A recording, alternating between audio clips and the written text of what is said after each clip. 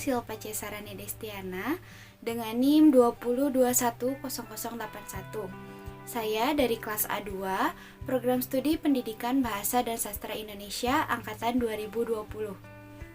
Baik, di sini saya akan memaparkan atau mempresentasikan hasil analisis saya terhadap cerpen yang berjudul Sepucuk Surat Terakhir.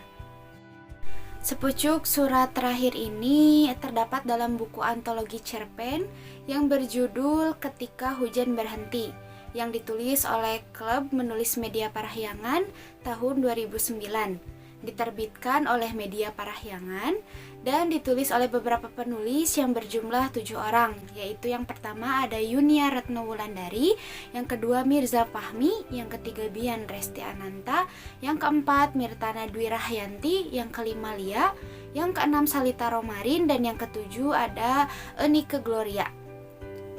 Cerpen Sepucuk Surat Terakhir ini ditulis oleh Sarita Romarin pada halaman 52 sampai halaman 59.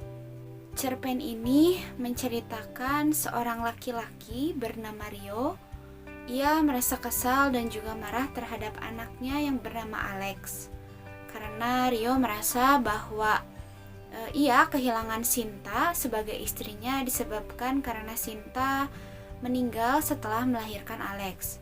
Namun pada akhir cerita ini terungkap oleh sebuah surat yang ditulis oleh Sinta sebelum ia meninggal, bahwasanya Sinta meninggal bukan karena melahirkan anaknya Alex, akan tetapi waktu Sinta memang tidak akan lama lagi karena penyakit kelainan jantung yang dideritanya, sehingga ia tidak akan sanggup apabila melahirkan anaknya. Dokter padahal sudah memperingatkan Sinta akan hal itu. Namun pada akhirnya Sinta tetap bersikeras untuk melahirkan Alex. Sinta tidak mau menceritakan penyakitnya kepada Rio karena ia takut Rio akan mengurungkan niatnya untuk mengisi rumah mereka dengan tawa anak-anaknya. Baik, selanjutnya saya akan memaparkan tentang unsur intrinsik yang ada dalam cerpen ini. Yang pertama ada tema. Tema dari cerpen ini merupakan tentang kekeluargaan, yang dimana dalam keluarga ini terdapat Rio sebagai ayah, lalu Alex sebagai anak, dan juga ada Sinta sebagai ibu. Lalu ada pemeran selanjutnya, yaitu ada Mbok Nina. Watak yang pertama ada dari tokoh Rio. Rio ini memiliki watak yang sensitif karena ia kehilangan istri yang sangat dicintainya, sehingga ia mudah merasa sedih dan juga marah. Contohnya ada terdapat dalam kutipan dari cerpen tersebut, yaitu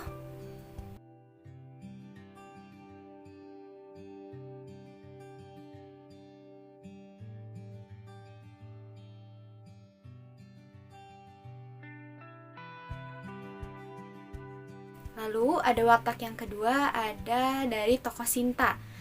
Tokoh Sinta ini memiliki watak sudah sangat jelas gitu ya, di dalam cerpen tersebut digambarkan bahwa Sinta adalah wanita yang anggun, cantik, dan juga dewasa. Contoh dari kutipan cerpen tersebut adalah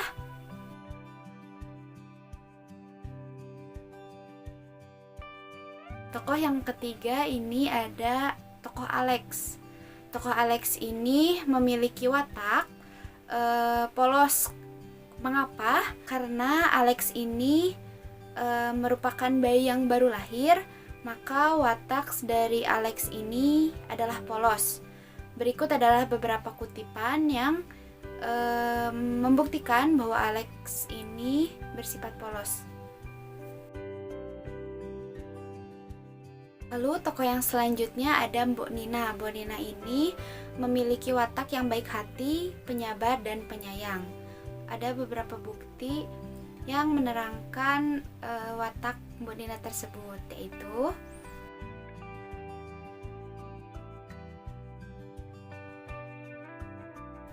lalu yang selanjutnya ada setting atau latar. Yang pertama ada latar waktu. Saya menyimpulkan bahwa latar waktu dalam cerpen ini adalah di pagi hari.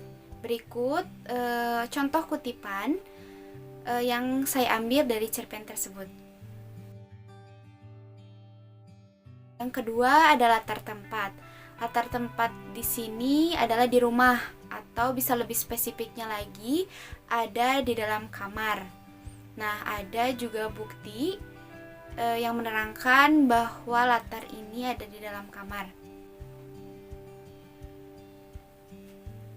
Yang selanjutnya ada latar suasana. Yang pertama ada suasananya itu sedih gitu. Ada kutipan yang membuktikan bahwa latar tersebut itu sangat sedih.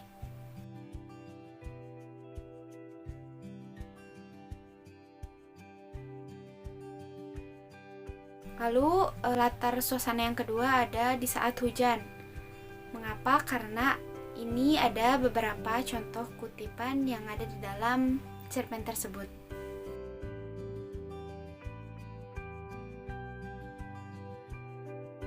Lalu yang selanjutnya ada sudut pandang.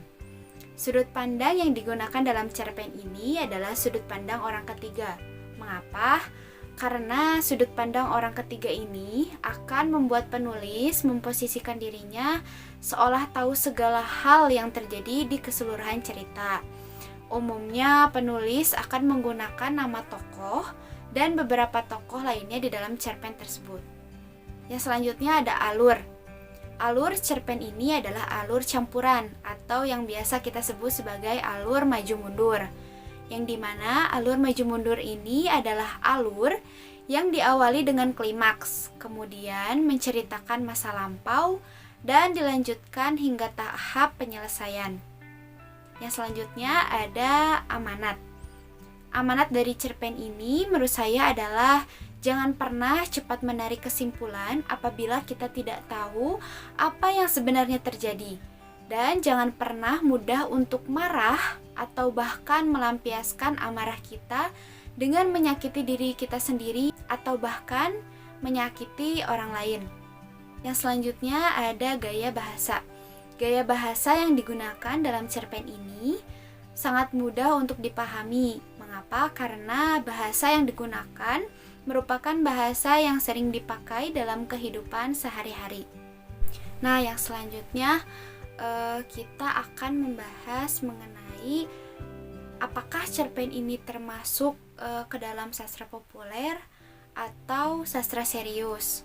Menurut saya, cerpen Sepucuk Surat Terakhir ini termasuk ke dalam cerpen populer. Mengapa? Karena cerpen ini menggunakan bahasa sehari-hari yang tanpa harus kita mencari tahu lebih dalam apa yang dimaksud dalam cerpen tersebut. Nah, sastra populer memiliki ciri yang khas yang membedakan, salah satunya adalah sastra populer ini menghadiri kerumitan isi cerita dengan cara penyelesaian masalah yang mudah. Dikarenakan antologi cerpen ini diterbitkan pada tahun 2009, maka ada beberapa ciri-ciri sastra pada angkatan 2000-an. Yang pertama membahas tentang tema. Tema di sini bisa berupa sosial politik, romantik, dan juga sebagainya. Lalu yang kedua ada banyak munculnya penulis pada kaum perempuan. Yang ketiga, karya sastra tahun 2000-an ini biasa disebut juga sebagai angkatan yang modern. Yang keempat, adanya sastra bertema gender, seks, dan feminisme. Yang kelima, banyak muncul karya populer atau yang mudah dicerna dan dipahami oleh pembaca. Yang keenam, munculnya cyber sastra di internet. Baik, yang terakhir saya akan menjelaskan tentang citraan yang ada di dalam cerpen ini. Yang pertama ada citraan penglihatan. Apa sih citraan penglihatan? Nah, citraan penglihatan ini merupakan citraan yang timbul oleh penglihatan. Citraan penglihatan ini juga sangat produktif dipakai oleh pengarang untuk melukiskan keadaan, tempat, pemandangan, ataupun bangunan. Ada contoh dalam kutipan cerpen ini, yaitu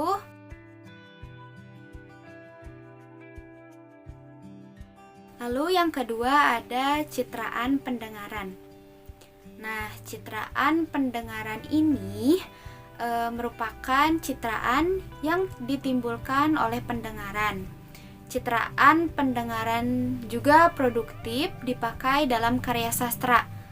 Ada juga contohnya dalam kutipan pada cerpen ini, yaitu yang ketiga ada citraan gerakan. Nah, citraan gerakan ini melukiskan sesuatu yang sesungguhnya tidak bergerak, tetapi dilukiskan sebagai dapat bergerak ataupun gambaran yang bisa bergerak pada umumnya. Lalu citra gerak ini dapat membuat sesuatu menjadi terasa hidup dan terasa menjadi dinamis. Adapun contoh dalam kutipan cerpen ini yaitu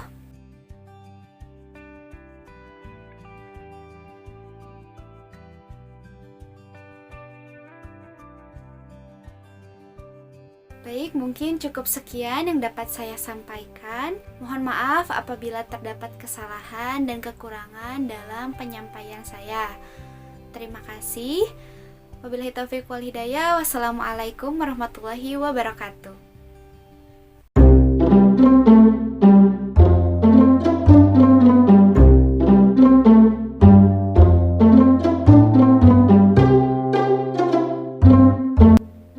Juga yang